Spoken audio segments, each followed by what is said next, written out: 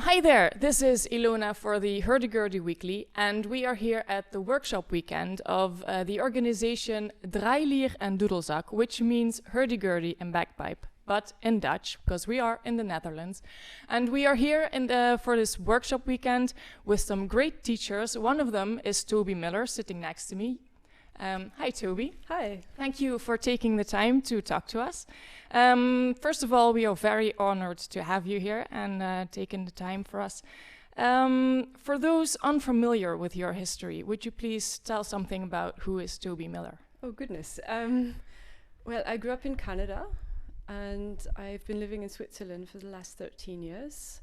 And I actually didn't study the hurdy-gurdy. It wasn't an option when I studied. I studied recorder and singing, and played the hurdy-gurdy on the side.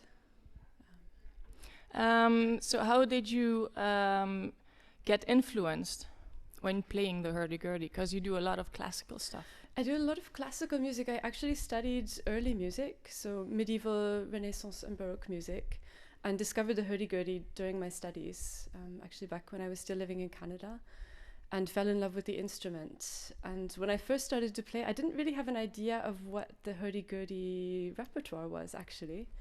I had sort of imagined for myself that I would play music from different cultures and maybe a bit of medieval music.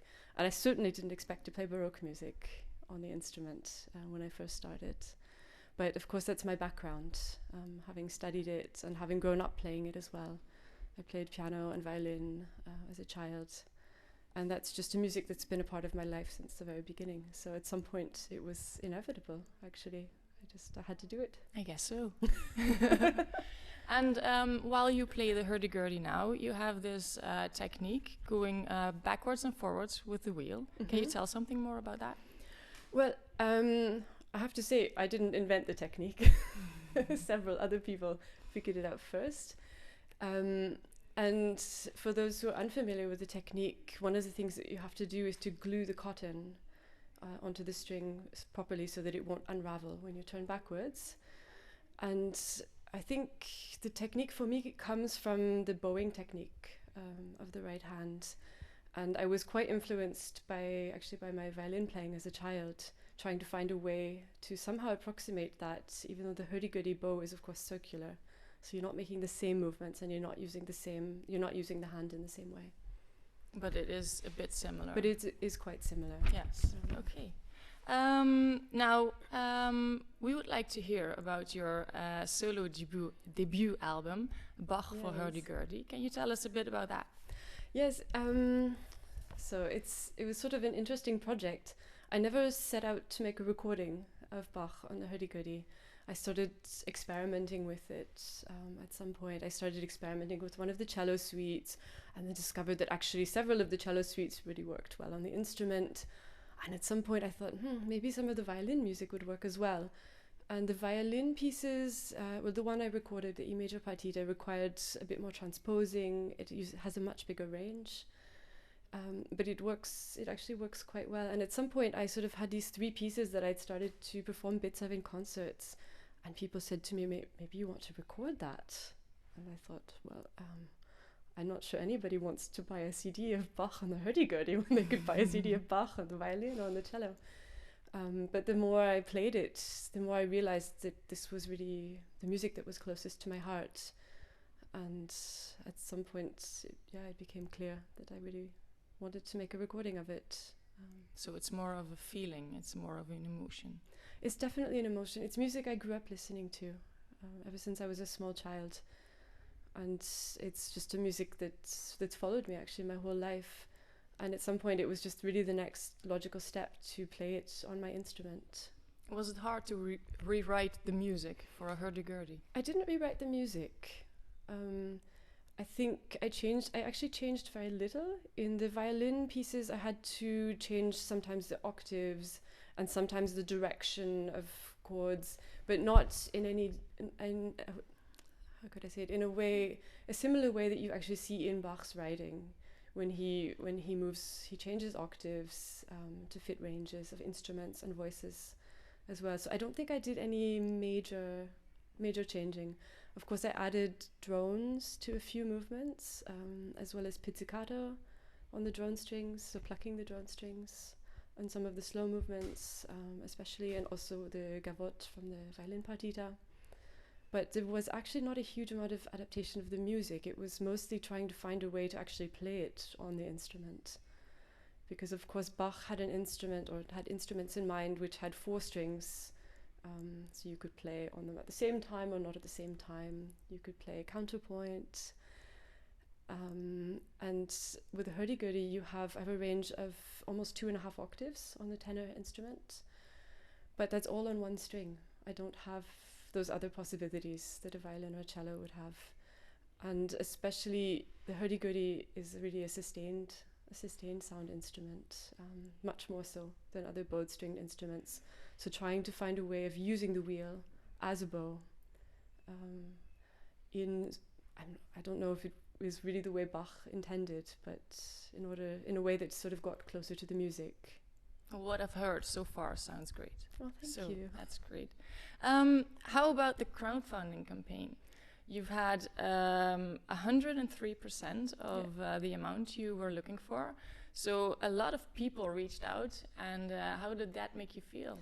I am absolutely overwhelmed by the generosity and the interest that this project has started. I never imagined that so many people would want to pre-order CDs, and really the bulk of that 103% was CD pre-orders. I added some crazy perks like a solo concert or lessons or something, and nobody went for that, which I'm actually kind of proud of. I really managed to sell I think something between 250 and 300 CDs as pre-sales. Yes, which is what I was going for. I felt very strange actually, feeling like I was asking for money actually.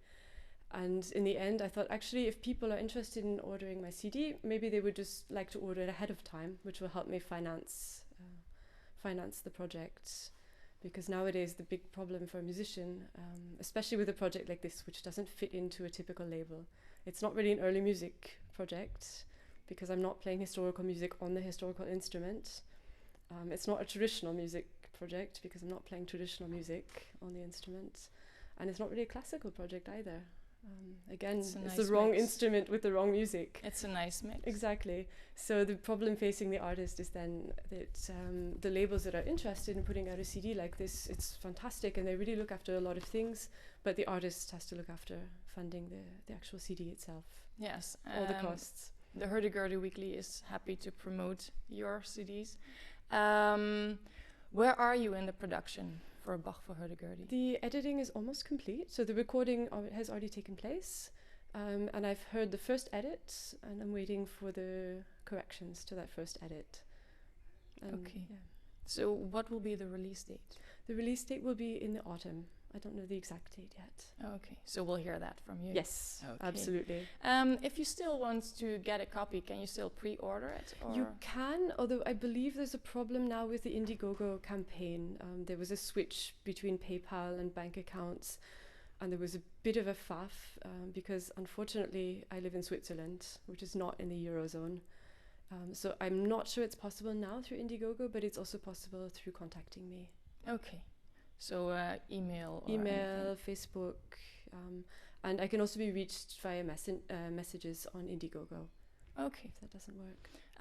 We recently learned that you also have a recorded CD of the 18th century French Hurdy Gurdy sonatas. Yes. Sounds very interesting. Can you please tell us about that? Yes, so in contrast to my Bach project, this is actually music that was written for the Hurdy Gurdy. The Hurdy Gurdy was really in fashion in the 18th century. Lots of members of the nobility played, some of them not very well, but lots of people played, and also some virtuoso players. And the idea with this recording was really to prepare a CD of music that was written by and for the virtuoso Hurdy Gurdy players of the 18th century, and really music that has never been recorded before.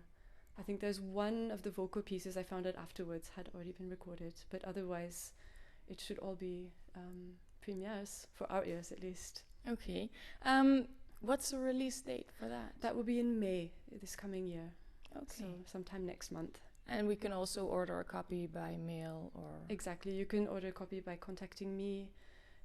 or otherwise through the label, which is Rianxo. Okay. You are giving a workshop of baroque Hurdy Gurdy with François Lazarevitch. Yes. Sorry. In Vernon, France, from May 6th to May 8th. Yes.